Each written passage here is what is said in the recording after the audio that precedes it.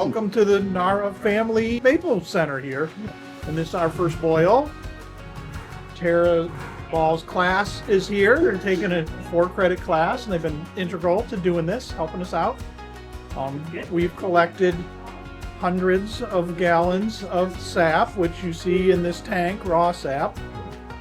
And then we pump the sap into the building here, into the big lower tank and into the upper small feeder tank. So the sap's just been kind of waiting. It's been really cold. It's been iced over, so it's been good for storing the sap. So we waited till we had this decent amount. Top tank is gravity feeding sap into the evaporator here, which is boiling away. You can see all the steam coming off, and the sap makes its way forward in the evaporator to this finishing tank out front where they're drawing some off now as it approaches syrup. So, you know, that's kind of the process, long, slow process. We also are running a reverse osmosis machine, which takes some of the water off before you start boiling. So it saves a lot of firewood and boil time, but there's still no way around a hot fire and boiling water off to get to syrup. So, well, it's not quite done here, but got some students who are heading out, so they're going to take some mostly done syrup home with very hot. Grab it by the top and stick it in your pocket or under your sleeve or something so you carry it out. Super fun. It's really awesome. It's like such a cool experience to get to do this because I feel like a lot of students don't, a lot of people don't, so it's super cool. So I grew up on a farm, so my dad would do this, but on a smaller scale. So it's kind of cool seeing it set up in like a larger scale and like seeing how and like really learn the process. For the finishing process, we actually have an automatic draw system set up. And so there's a temperature probe that goes into this front part of the tank. And when it gets just about the temperature of syrup, they'll actually automatically open this valve and we can take it off. And it's kind of a safety thing, so we don't have to constantly check it. And also it's doing the work for us of making sure that it's getting up to the right temperature.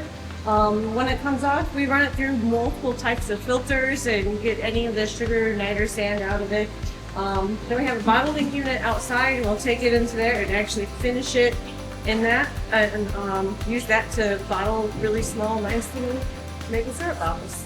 So this class is the whole start to finish maple syrup production, but also the management of sugar maple trees in general and sort of the culture and society around maple syrup. So they talk about food cultures and recipes and Native American cuisine and different foods from North America, but also indigenous traditions with making maple syrup, you know, to modern day, how Vermont and Quebec, Canada are kind of considered the top maple producers, but there's also quite a bit made in Michigan. So we talk about the why maybe Michigan's not quite known for being the maple syrup producer, but it surely is a sugar maple producer. The class content that the students get throughout the winter and the spring is online.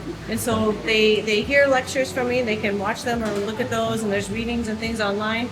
But everything else that we do in the field and in the lab is in this location. We've been gathering sap now for more than a month, and then this is our first boil this year, and we'll go through the rest of the semester.